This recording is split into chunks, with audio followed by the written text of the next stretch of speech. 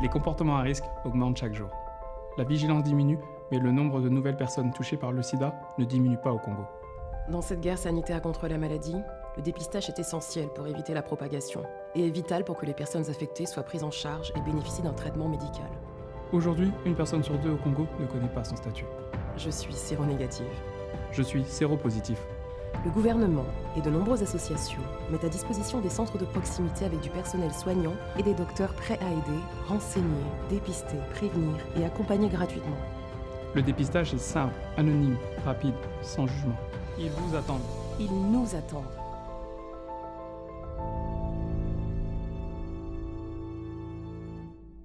Bonjour à tous et bienvenue à l'émission Carrefour Santé. Ravi de vous retrouver ce soir. Aujourd'hui, mesdames, messieurs, nous allons parler une fois encore des vaccins contre le Covid-19 et de la recherche dans notre pays et en Afrique. Car en effet, la vaccination contre le coronavirus Covid-19 sauve des vies. Mais à elle seule, elle ne viendra pas à bout de la pandémie. Elle ne vient que compléter l'arsenal de mesures préventives en vigueur, dont les gestes barrières qui ont fait et continuent à faire leurs preuves. Chers téléspectateurs, pour répondre donc à nos nombreuses interrogations sur les vaccins contre le coronavirus et la recherche en Afrique et au Congo, je me fais donc votre relais ici sur ce plateau. J'ai donc ce soir invité le professeur Francine Toumi pour éclairer nos lanternes. Ainsi, je lui laisse la latitude de se présenter personnellement à vous. Alors je suis enseignante-chercheur à l'université Mariangouabi en immunologie et professeure associée à l'université de Tübingen, donc à l'Institut de médecine tropicale. Et je suis je suis la présidente de la Fondation congolaise pour la recherche médicale. Tübingen, c'est où ça? Tübingen, c'est en Allemagne. Il faut préciser parce que... Alors professeur, est-ce qu'on peut faire le point sur les vaccins anti-Covid dans le monde et au Congo, notamment leurs succès et leurs inconvénients, si possible? Alors, les vaccins Covid, évidemment, comme vous le savez, il y en a beaucoup. Il y en a déjà plus de 300 en cours d'élaboration. Mais il y en a 11 qui sont déjà en cours d'utilisation. Parmi les 11, évidemment, il y a le fameux AstraZeneca, Pfizer, Moderna, Sinopharm, Sinovac, Johnson & Johnson. Donc, ces vaccins, succès, on dira, ils ont été élaborés très rapidement. En une année, un peu plus d'une année, on avait des vaccins qui sont déjà utilisés sur l'homme pour prévenir donc les formes graves de la maladie. Ça, c'est un succès, dans le sens où on sait que pour beaucoup de ces vaccins, ils préviennent les formes sévères. Et ils ont été testés dans des essais cliniques tout à fait rigoureux qui montrent cela. Donc ça, c'est très important. Et ces vaccins ont permis de sauver la vie de nombreuses personnes âgées dans le monde, en particulier en Europe ou aux États-Unis. Cela fait partie des succès. Dans les inconvénients, je ne sais pas si j'appellerais ça comme ça, ou ce dont on n'a pas l'information, c'est par exemple l'infection. On n'est pas certain, les études sont contradictoires, si ces vaccins, certains, ils ne sont pas tous équivalents en plus, mais si ces vaccins empêchent l'infection, c'est-à-dire lorsque vous êtes vacciné, vous n'êtes plus infecté. Cette information mérite d'être connue, il faut des études, il faut un suivi pour comprendre. Ensuite, ce qu'on ne sait pas, mais dont on parle beaucoup en ce moment, c'est contre ces fameux variants. Est-ce que ces vaccins, ces différents vaccins, ces 11 vaccins déjà en cours d'utilisation, protègent contre les variants actuels et les futurs variants? Là, j'ai parlé effectivement des vaccins dans le monde, mais au Congo, il n'y a que le vaccin Sinopharm, vaccin élaboré en Chine, et puis le vaccin Sputnik V, élaboré en Russie, qui sont en utilisation, me semble, au Congo. Je crois que Johnson & Johnson aussi, très prochainement, me semble-t-il. Donc, sur ces vaccins, effectivement, ce que l'on sait, c'est qu'ils ont une certaine efficacité contre les formes graves, les formes sévères de la maladie.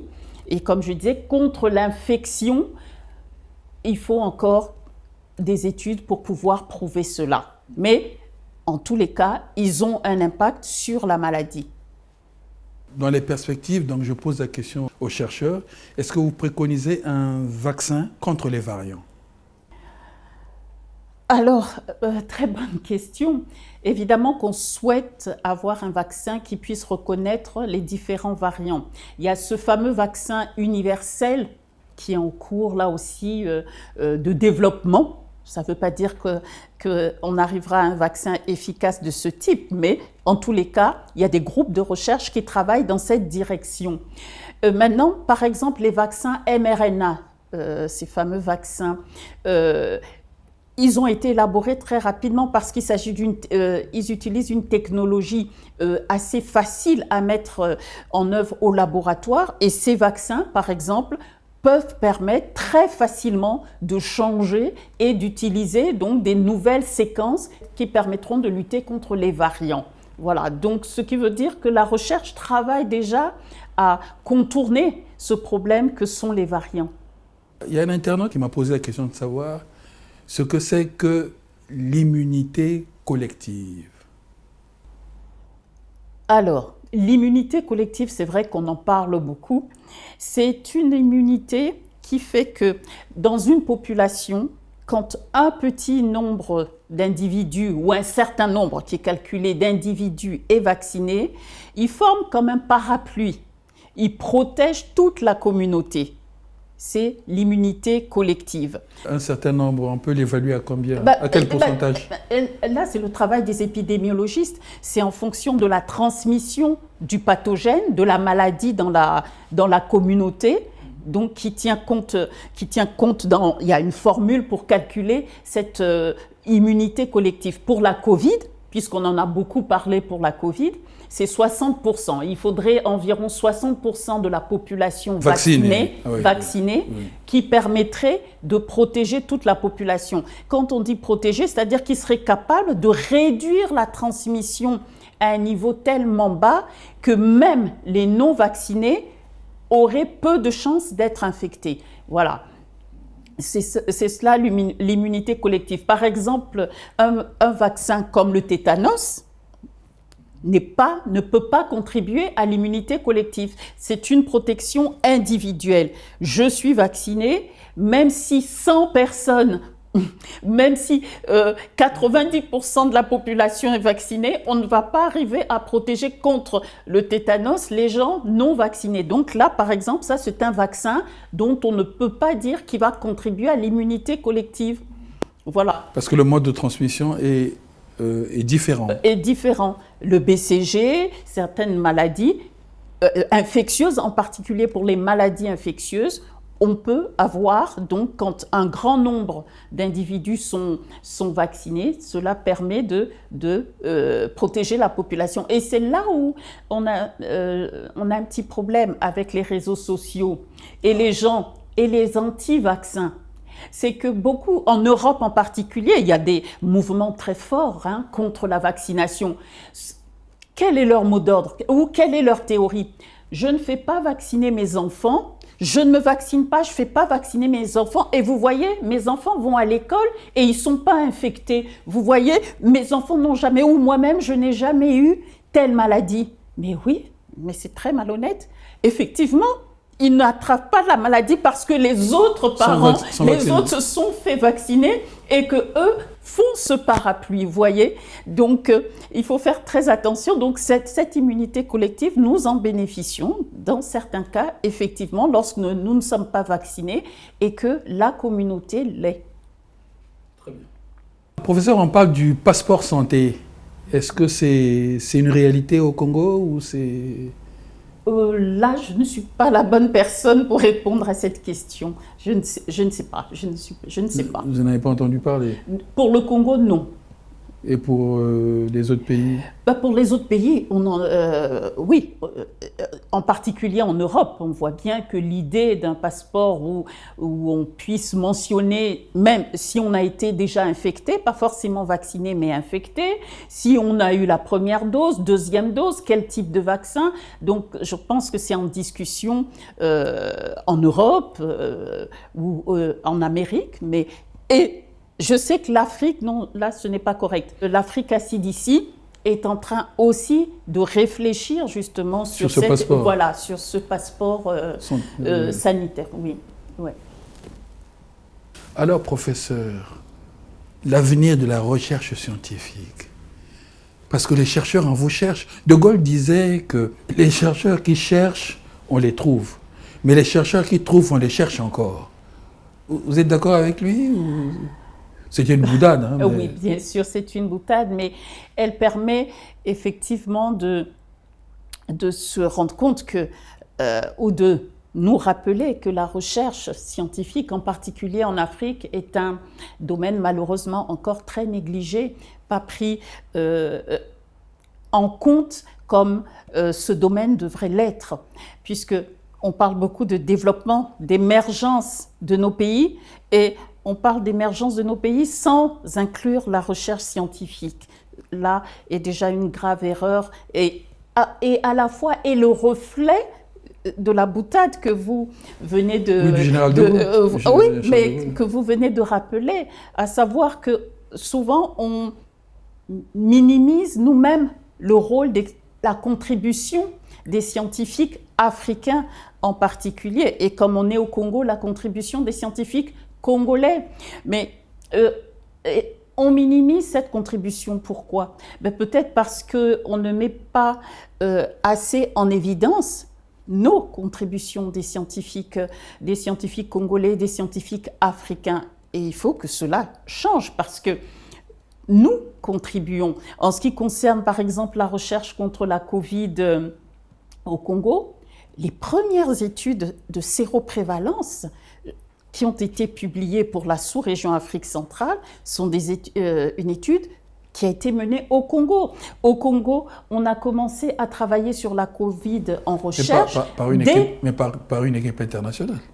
Non, par l'équipe de la Fondation congolaise pour la recherche médicale. Ah, c'est votre équipe? Absolument, absolument, avec les collègues congolais.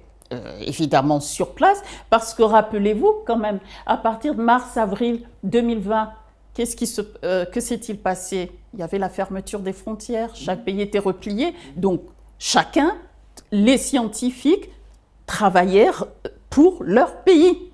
Et au Congo, les scientifiques congolais ont mis en place leur intelligence pour contribuer dans la lutte contre cette maladie.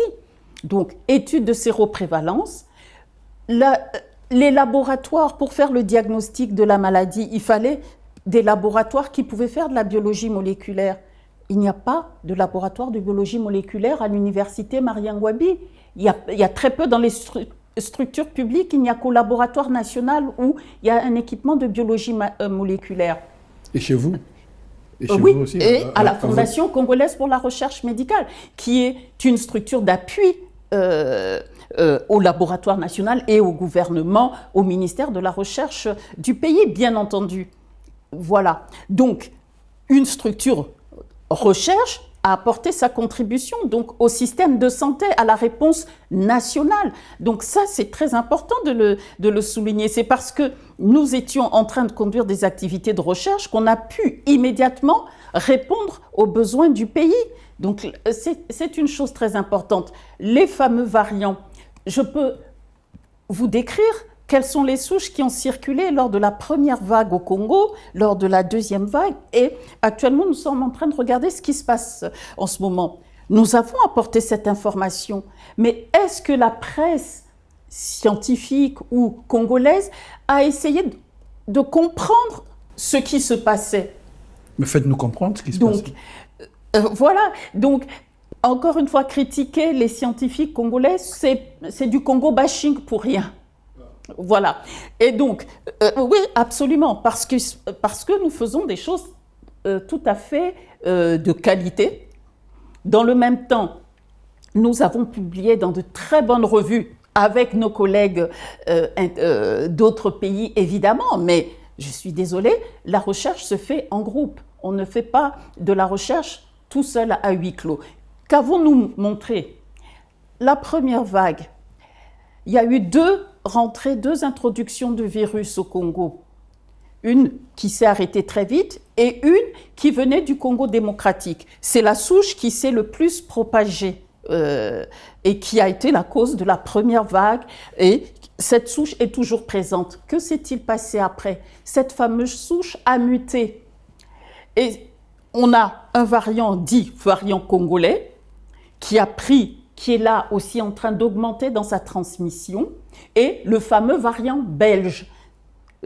Voilà, ce fameux variant belge qui est là actuellement représente pratiquement 49% des infections actuelles, c'est dû à ce variant dit belge. Qu'avons-nous aussi montré? Dès fin février, le variant britannique est rentré au Congo-Brazzaville. Voilà. Donc, nous suivons ce qui se passe. Nous suivons donc, et là, actuellement, maintenant, effectivement, bon, là, on a les données jusqu'à mars 2021. Nous sommes en train de regarder ce qui s'est passé entre mars, avril, mai, juin, pour voir justement ce fameux variant anglais. Est-ce que, comme vous savez, c'est une souche qui se transmet très bien, et quand elle est dans une population, elle prend rapidement le dessus sur tous les autres variants, sur toutes les autres souches. En tant que scientifique, je me pose la question, quelle est la situation actuelle? Et si vous m'invitez dans un mois, j'espère pouvoir vous donner la réponse. Donc, c'est un premier point. Deuxièmement, ce fameux variant congolais, là aussi, comment est-ce que... Là, il y a une compétition, actuellement, il y a une compétition de 3 souches dans le pays. Au niveau des variants. Ici. Voilà, exactement. Au niveau des variants qui circulent, il y a une compétition. Je ne peux pas vous dire qui va gagner. Je ne peux pas. Pourquoi je ne peux pas vous dire qui va gagner? Parce que nous ne sommes pas des Européens. Parce que nous ne sommes pas des Américains. À savoir que nous avons notre immunité, notre manière, notre façon de reconnaître les pathogènes. Et donc, je ne peux pas me baser tout simplement sur comment ces variants se sont comportés dans un autre contexte pour faire des projections sur la population congolaise. Non, je ne peux pas. Déjà, on voit très bien que l'infection ne s'est pas comportée de la même manière en Europe et en Afrique. Donc, je ne me permettrai pas de faire des projections. Évidemment, on tient compte de ce qui se passe ailleurs, mais là, en tant que scientifique, c'est extrêmement intéressant pour moi de voir, voilà, que va-t-il se passer exactement, qui va gagner cette compétition. Et pour le coup, ça donnera des informations aussi très importante sur notre manière de répondre à cette infection. Donc vous voyez, nous ne dormons pas, nous nous posons des questions et nous essayons d'apporter des réponses parce que ce sont des réponses très importantes. La vaccination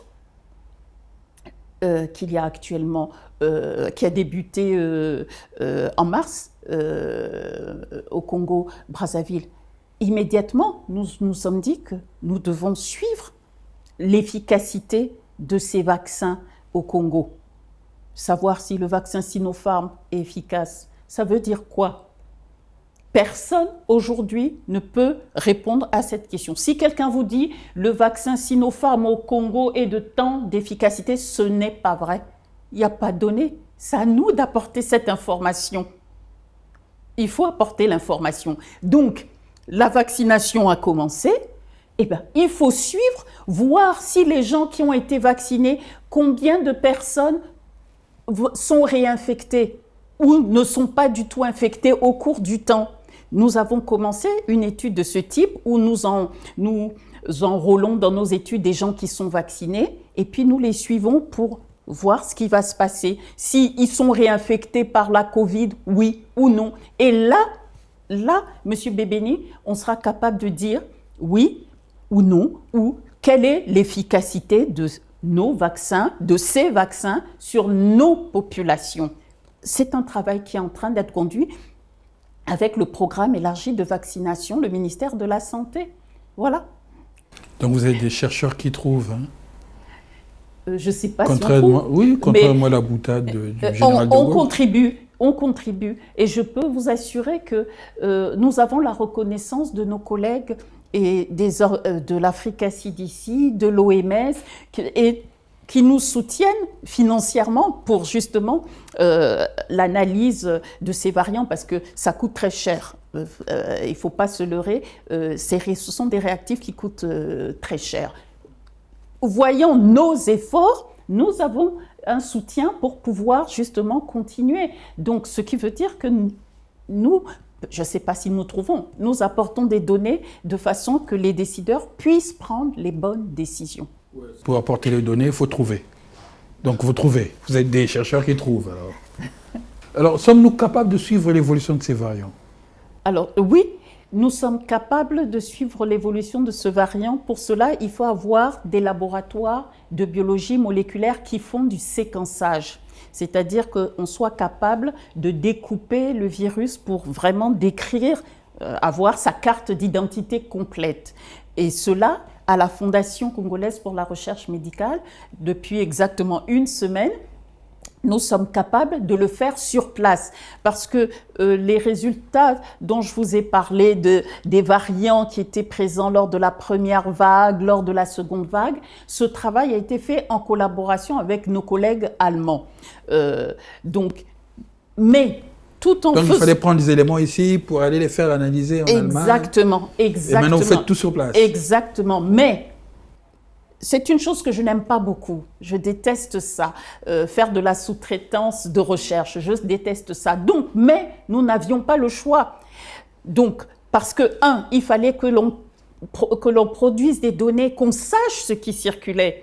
Donc, on a demandé aux collègues de faire ce travail, mais dans le même temps, dès que les frontières ont été ouvertes, des jeunes Congolais qui sont à la Fondation congolaise pour la recherche médicale sont partis en formation dans ce laboratoire pour travailler sur les échantillons du Congo, mais dans ce laboratoire.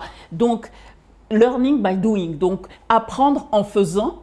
Et pendant qu'ils travaillaient dans ce laboratoire, qu'ils apprenaient, nous, ici au Congo, on équipait le laboratoire pour faire ce séquençage de façon que dès qu'ils ont fini leur formation, ils aient le plateau technique pour travailler. C'est la situation actuelle. Et donc maintenant, nous serons capables d'apporter en temps réel les informations à nos autorités. Voilà, on sera capable, dans la semaine, comme en Europe, capable de dire que voilà, ce mois-ci, voilà ce qui circule. Voilà. Donc à partir de maintenant, nous sommes capables de faire cela. Et c'est très, très important. Parce que la surveillance génomique, on appelle ça la surveillance génomique, surveiller les virus ou les pathogènes en les séquençant, en regardant vraiment leur génome, ce qu'ils sont. Et donc, la surveillance génomique fait partie de la réponse en santé publique. C'est un des bras armés de la réponse en santé publique. Maintenant, au Congo, on est capable de faire cela. Donc là, c'est une contribution très importante de la recherche à la santé publique. Alors, professeur, les vaccins utilisés au Congo sont-ils efficaces contre les variants? Alors, pour le moment, donc, les vaccins utilisés au Congo, donc Sinopharm, Sputnik V et Johnson & Johnson, il n'y a que pour Johnson & Johnson, dont il y a des publications qui montrent que pour le moment, c'est le plus efficace, par exemple, contre le variant dit sud-africain, ou le variant bêta. Donc, c'est le plus efficace. Maintenant, pour les autres vaccins, malheureusement, il n'y a pas de données qui permettent de dire si le vaccin est aussi efficace en présence de variants ou en présence de la souche originale, oui, mais du variant, il n'y a pas de données publiées à ce jour. Et c'est justement dans ce contexte qu'il est important que nous apportions notre réponse, encore une fois, à savoir ces vaccins dans notre contexte, avec les variants qui circulent chez nous, sont-ils efficaces, oui ou non? Seul, c'est à nous d'apporter cette réponse. Maintenant, j'aimerais apporter une précision, et il faut que ce soit bien clair, le mot variant. Qu'est-ce qu'un variant? Voilà. Professeur, oui, le mot variant. Parce qu'on mélange beaucoup le mot variant. En fait, le virus, il varie. Donc, toute nouvelle forme du virus, quand il a changé quelque chose dans son génome, on l'appelle variant. Voilà. Mais aujourd'hui... Le virus a muté. Oui, le virus a muté. Donc, dès qu'il mute, et il mute beaucoup. Il mute beaucoup. Donc, chaque nouvelle forme avec une mutation est appelée variant. Pour ne pas entraîner une confusion, par exemple, quand je parle des variants qui circulent au Congo, le mot variant, il y a des variants dits préoccupants et il y a des variants d'intérêt et il y a des variants tout court. Donc, le variant britannique, dit britannique, alpha, le variant sud-africain, bêta, le variant sud-américain, brésilien, delta, et le variant indien, gamma, sont des variants préoccupants. Pour le moment, il n'y a que 4 variants dits préoccupants qui inquiètent, qu'il faut surveiller, mais comme l'huile sur le feu, voilà, ce sont ces variants qui peuvent menacer la vaccination, parce que s'ils déjouent le système immunitaire, il faut refaire le vaccin, si jamais ces variants. Donc, les variants menaçants ou préoccupants, pour le moment, il y en a 4 qui ont été répertoriés dans le monde. Donc, voilà. Donc, généralement, dans la presse, on dit variant, voilà, tout court. Mais attention, il y a 4 variants préoccupants. Maintenant, les autres variants, évidemment, ne sont pas préoccupants. Lesquels? Tous les autres, ouais. Voilà, tout ce qui circule. Oui. Il y en a tellement. En dehors des bêta, voilà, il y a les 4, alpha, bêta, gamma. Oui. Les 4 sont les préoccupants. Les plus dangereux. Les plus dangereux, voilà. Les plus dangereux. Et les autres peuvent passer de la catégorie, on va dire, pas dangereux, d'intérêt, à dangereux. Donc, c'est pour ça qu'il faut la recherche et qu'il faut les suivre. Et les suivre, ça veut dire quoi? Comment on sait qu'un variant est dangereux ou préoccupant? Mais c'est parce que les scientifiques de ces pays donnent des informations à leurs autorités. Quand soudain il y a des hospitalisations en cascade, ok, ils ont la Covid, mais on va regarder quel est le virus qu'ils portent et on va constater que, tiens, tous ceux qui sont hospitalisés, tous ceux qui meurent ou tous ceux qui rentrent en réanimation portent le virus décrit comme ci. Et ceux qui sont malades, modérés ou asymptomatiques, portent un autre type de virus. À ce moment, on fait l'association. Tiens, ok, ce variant entraîne plus de formes sévères, ce variant se transmet beaucoup plus facilement. Voilà un variant préoccupant qu'il faut regarder, dont il faut se méfier et suivre. Voyez? Donc, un variant que l'on va trouver que chez les porteurs asymptomatiques n'est pas un variant inquiétant. Mais évidemment, tous les variants, il faut les surveiller. Voilà. Donc, voilà pourquoi cette surveillance génomique est importante. Parce que elle aide à prendre les décisions et à voir si ce qu'on utilise marche ou ne marche pas. D'accord.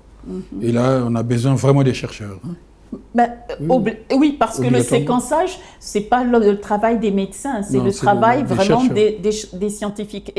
Et peut-être dans les leçons, pour moi, tirées vraiment de cette période de pandémie, voilà, cela peut-être permet de montrer au grand public l'importance de cette collaboration, voilà, entre différents acteurs dans la santé publique, différents acteurs.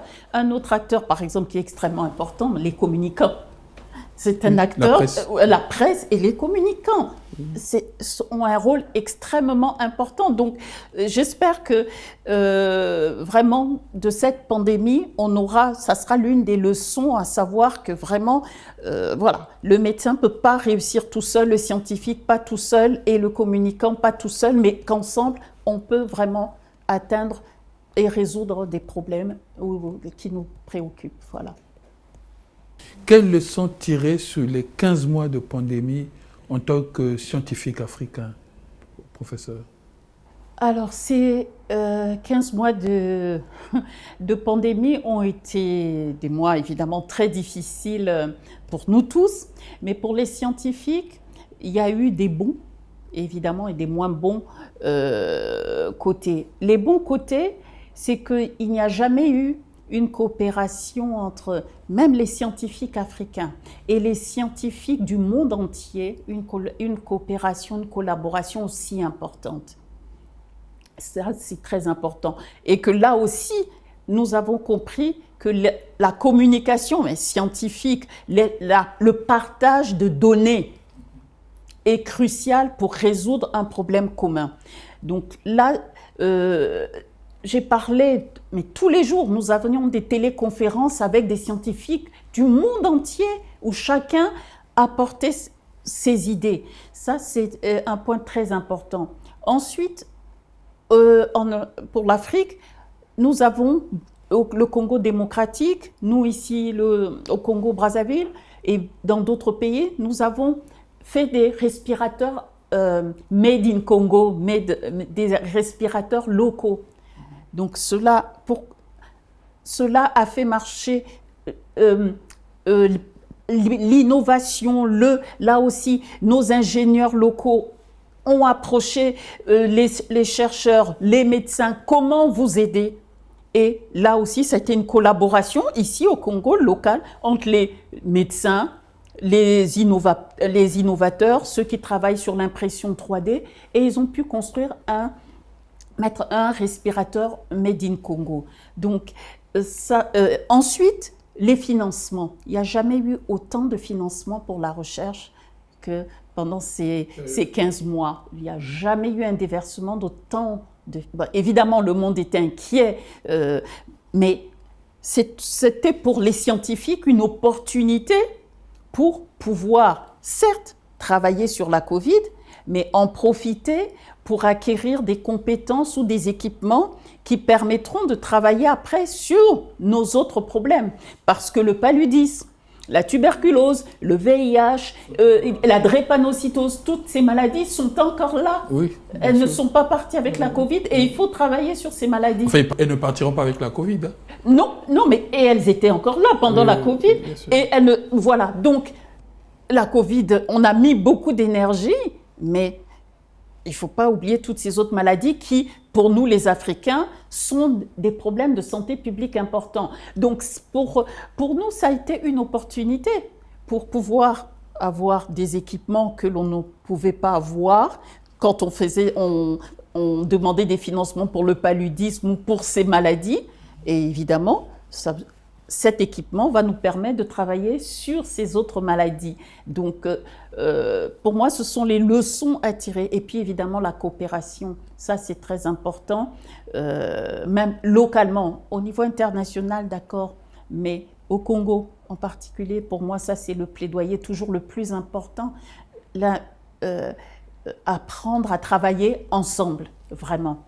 Donc, cette pandémie nous a rappelé à tous les scientifiques congolais qu'il fallait vraiment qu'on travaille ensemble, mutualiser les efforts. Parlez-nous un peu de votre fondation, professeur. Alors, la Fondation congolaise pour la recherche médicale a été créée en 2008 et la fondation est un appui au ministère de la Recherche, un appui au gouvernement pour soutenir la recherche scientifique, en particulier la recherche biomédicale au Congo. Voilà, donc la Fondation conduit des activités de recherche sur les maladies qui sont des problèmes de santé publique, paludisme, tuberculose, maladies diarrhéiques. On a chikungunya, des formations pour les étudiants en master, en doctorat. Maintenant, nous avons beaucoup de docteurs qui ont fait leur formation pratique dans nos structures. Donc, et puis, le plaidoyer pour un soutien des activités de plaidoyer et aussi pour plus de femmes dans les sciences aussi. Oui, ça c'est votre cheval de bataille, ça. L'un de mes chevaux de bataille, oui. Vos portraits dans la ville. Hein, c'est le combat pour qu'il y ait plus de femmes dans les sciences. Donc, voilà. Et puis le service à la population, où là, on a un centre de santé qui donne des soins à des soins de qualité à prix abordable pour une population vulnérable. Voilà. Donc, et donc, depuis 2008, la Fondation est basée ici à Brazzaville et travaille donc aux côtés du ministère de la Recherche pour vraiment voilà, appuyer leur feuille de route. Alors, comment vit la Fondation pour avoir un plateau technique aussi performant? C'est que vous avez des partenaires solides. Oui, effectivement, depuis 2008, nous fonctionnons avec le soutien des partenaires. Donc, nous écrivons des projets. Il y a la Commission européenne, l'Union européenne, l'OMS, l'Allemagne, les DFG, ce sont des organismes allemands qui financent la recherche. Donc, les États-Unis, le NIH. Donc, nous écrivons des projets. Nous demandons donc des financements. On les obtient. Et dans ces financements, il y a donc... Vous les obtenez parce que vous êtes crédible, hein? Absolument, oui, absolument, oui. Absolument. Il ne s'agit pas de cadeaux, absolument. Oui. C'est parce que nous travaillons et de plus en plus, évidemment, nous avons commencé avec peu et que c'est vrai qu'au fil des années, maintenant, nous avons des très gros financements qui dépassent le 1 million d'euros largement parce que les partenaires nous font de plus en plus confiance, effectivement. Mais il faut comprendre notre mode de fonctionnement. Évidemment, il y a... 90% qui vont pour les activités de terrain, les activités, les projets de recherche, et 10% pour l'administration, la gestion des projets, etc. Voilà. Et donc, depuis 2008, nous fonctionnons comme cela. Est-ce que vraiment, professeur, dans votre fort intérieur, vous ressentez cette reconnaissance locale? Alors, merci pour cette question, Monsieur Bébéni, parce qu'effectivement, on ne sent pas cette reconnaissance locale des travaux qui sont conduits. Mais pourquoi ça? Localement. C'est culturel? Alors, c'est exactement, on a pris peut-être la mauvaise habitude que les résultats, que les données, quelquefois nos propres données, viennent de l'extérieur. Voilà, on n'a pas encore une confiance complète, peut-être, dans nos propres résultats. Encore une fois, je ne parle pas de moi, parce que, évidemment, j'ai pleinement confiance dans le travail que je conduis et que mon équipe conduit. Mais est-ce que nos autorités prennent le temps vraiment de regarder le travail qui est produit localement, d'écouter? Je donne un exemple, l'Afrique du Sud. Cyril Ramaphosa et son équipe écoutent les résultats des scientifiques sud-africains, ce qui fait qu'ils ne font pas des copier-coller de ce que même l'Union africaine va dire ou de ce que l'Europe va dire, mais ils adaptent en fonction vraiment de ce qui se passe chez eux et surtout de la vie documentée des scientifiques. Et j'aimerais bien que ce soit la même chose dans mon pays parce qu'il y a de très beaux résultats et qu'en échangeant avec le peu d'argent que nous avons, parce qu'évidemment il y a un problème financier, mais avec le peu d'argent que nous avons, nous pourrions conduire des études qui permettent de vraiment répondre et guider la décision. Parce que malheureusement, je n'ai pas l'impression que les décisions qui sont prises soient guidées par la situation, par les résultats locaux. Ils sont guidés plus par des résultats extérieurs. C'est un petit peu dommage, oui. C'est un dommage. En tant que scientifique, je le déplore. Mmh. Et vous pensez que c'est l'avis de tous les scientifiques ou c'est un avis personnel? Oui, oui, parce que j'échange avec mes collègues scientifiques, absolument. Je vous donne un autre exemple, moi, qui illustre. Nous avons, au cours de notre discussion, parlé des variants, parlé de la vaccination. Mais ces vaccins utilisés au Congo, certes, il y a des dons qui sont faits, mais le pays aussi achète ou planifie acheter des vaccins pour la population. Le pays est endetté. Le pays a besoin de réfléchir sur ses dépenses. Alors, vous ne pensez pas que pour l'achat de ces vaccins, c'est un investissement du pays. C'est le pays qui investit pour la santé de sa population. Vous m'avez demandé le point sur les vaccins qui sont disponibles. Il y a un marché du vaccin. Il y a différents vaccins qui sont disponibles. Comment nos autorités vont prendre la décision que, OK, nous n'avons pas beaucoup d'argent, mais je veux sauver ma population, je mets tel budget. En prenant ça, je sacrifie certains domaines pour acheter ces vaccins. Comment s'assurer que je vais bien utiliser cet argent pour que ma population soit protégée? Moi, c'est quelque chose qui m'interpelle beaucoup parce que c'est là le problème, c'est là la question. Imaginons que... Le comité des experts donne son avis, quand même. Absolument, absolument, absolument. Et moi-même, je suis dans le comité. Je suis dans le comité des experts. Voilà, c'est vous qui donnez vos avis, c'est vous qui orientez le gouvernement. Absolument, oui. Je répète et j'assume ce que je dis. Oui. Je pense que l'on ne considère pas assez les résultats qui sont menés sur le pays pour prendre des décisions, pour mettre en place les études qui permettraient de prendre la bonne décision. Je maintiens. Pour le moment, à ma connaissance, il n'y a pas d'études qui soient mises en place pour permettre d'éviter que nos autorités aillent acheter peut-être le vaccin qui ne serait pas le meilleur pour nous, parce qu'il y a plusieurs choix de vaccins, comme vous le savez, et qu'il y aura de plus en plus de choix de vaccins. Je vous ai dit qu'il y avait plus de 300 vaccins dans le pipeline, donc tous les jours, il y aura de plus en plus de vaccins. Et ça a un but, c'est un budget. C'est la science, c'est la recherche qui permettrait de donner cela. Ça veut dire quoi? Que nos autorités devraient mettre de l'argent dans la recherche pour poser cette question, leur permettre d'avoir la réponse et à partir de là, pouvoir dire que, OK, dans ce marché de la vaccination, quand nous devrons acheter les vaccins, voilà celui ou ceux que nous devrions acheter. Parce que là aussi, vous avez posé une question sur les variants. Vous m'avez demandé, est-ce que tous les vaccins protègent contre les variants? C'est une excellente question et on ne sait pas. On sait, pour certains d'entre eux, on sait que en face de certains variants, Pfizer, Moderna, ça a été montré qu'il y a une diminution de l'efficacité du vaccin face à certains variants. Mais voilà.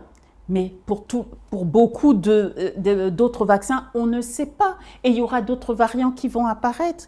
Donc, il faut faire le monitorage de cela.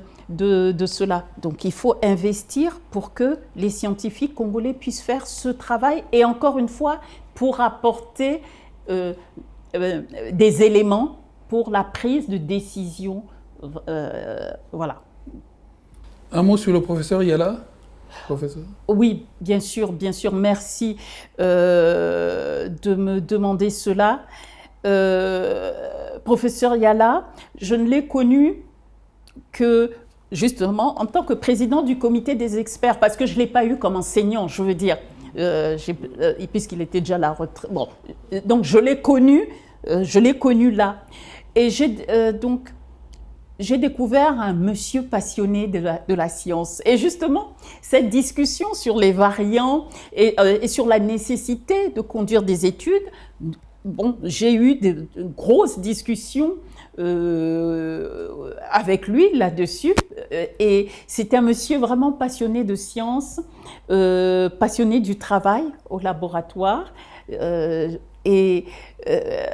Voilà, c'est vraiment quelqu'un qui va manquer dans l'environnement de la science dans notre pays, parce qu'il avait un éclairage, une manière de dire les choses voilà, pas toujours politiquement correct, mais parce que quand on est scientifique, justement, les scientifiques, ils ne font pas de la diplomatie. Non, ils naviguent parfois contre-courant. Voilà, et ils ne font pas de la diplomatie, c'est un autre métier.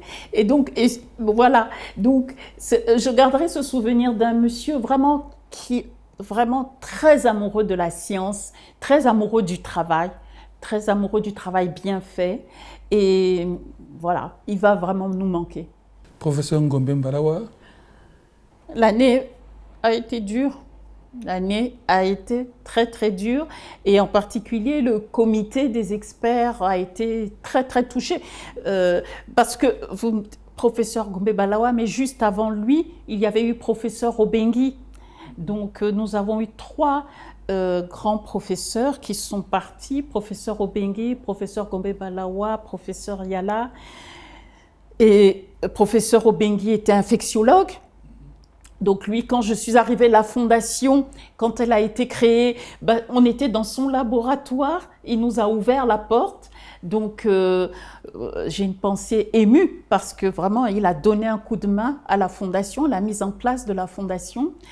Professeur Ngombe Mbalawa, de bonnes discussions là aussi avec lui, directeur de l'IRSA. Donc l'IRSA, c'est avec lui qu'on a signé une convention de partenariat entre l'IRSA et la Fondation congolaise pour la recherche médicale, parce qu'il voulait vraiment, il avait compris et il encourageait les synergies locales. Donc là aussi, on perd quelqu'un qui voulait rompre l'isolement des scientifiques, qui voulait que les gens travaillent ensemble, et on a besoin de gens comme ça qui poussent les gens à travailler ensemble. Voilà, donc, et professeur Yala. Donc beaucoup de pertes, malheureusement, nous pleurons beaucoup de collègues. Il y a encore des vaccinosceptiques dans le pays. Alors vous vous retrouvez face à un vaccinosceptique, vous lui direz quoi, professeur? Je lui dirais qu'il n'est pas correct de compter sur les autres pour se faire protéger. Nous devons tous nous faire protéger pour protéger les autres. Parce que ça sera très facile après, quand nous tous, nous serons fait vacciner et que ceux-là ne se seront pas fait vacciner, diront qu'ils ont fait le bon choix, que la maladie a reculé grâce à eux. Non, ce n'est pas vrai. La maladie reculera parce que nous allons tous nous faire vacciner. Voilà ce que je leur dirais. Je leur dirais que c'est un devoir, c'est important d'être vacciné parce qu'encore une fois, c'est le nombre qui va permettre de contrôler, d'éloigner cette maladie. Voilà. Et ensuite, que personne, il n'y a pas de complot mondial pour éliminer certaines populations de la planète Terre. On est tous face à cette maladie. Des vaccins sont là. Les sachants de ces pays donnent leur avis, qu'ils fassent confiance aux sachants de nos pays, aux dirigeants, pour comprendre que personne ne veut éliminer, tout le monde veut le bien de la population. Donc, il faut se faire vacciner parce que malheureusement, il y a encore beaucoup de gens qui meurent de la Covid, malheureusement, et il y a des vagues qui arrivent actuellement dans beaucoup de pays. Donc, c'est sérieux. Il faut se faire vacciner. Absolument, c'est sérieux. Merci, professeur. C'est un conseil qui ressemble plutôt à une conclusion, ça. Oui, absolument. La maladie, la Covid-19, est une maladie menaçante. La Covid-19 est encore là. Donc, protégeons-nous. Masques, gestes barrières, certes, mais le vaccin est là. Alors, pourquoi ne pas utiliser ce moyen de prévention? Voilà, ça sera ma recommandation par rapport à notre belle discussion. Merci, professeur.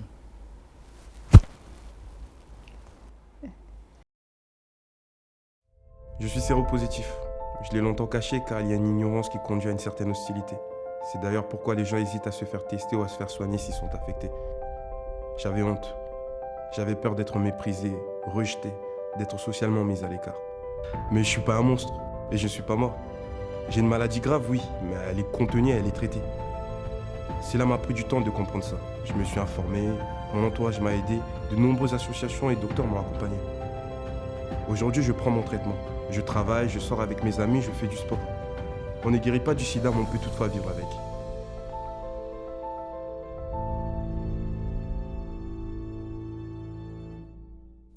Voilà, mesdames, messieurs, nous sommes arrivés à la fin de cette émission consacrée à la vaccination contre le Covid-19 et à la recherche au Congo et en Afrique. Merci, chers téléspectateurs, pour votre fidélité à l'émission Carrefour Santé. Merci, professeur, pour votre disponibilité et vos éclairages sur la vaccination contre le Covid-19 et la recherche au Congo et en Afrique. Mesdames, messieurs, prenez bien soin de vous et des vôtres, car votre santé est votre bien le plus précieux. Au nom de toute l'équipe de Carrefour Santé, je vous dis une fois encore merci, au revoir et à la semaine prochaine, si vous le voulez bien. Chers téléspectateurs, restez autant que possible à la maison, lavez-vous les mains régulièrement avec du savon ou une solution hydroalcoolique. N'oubliez jamais de mettre vos masques et respectez toujours la distanciation sociale, surtout au Bossana Mangoye Nabinote. Nakanisto Yogani.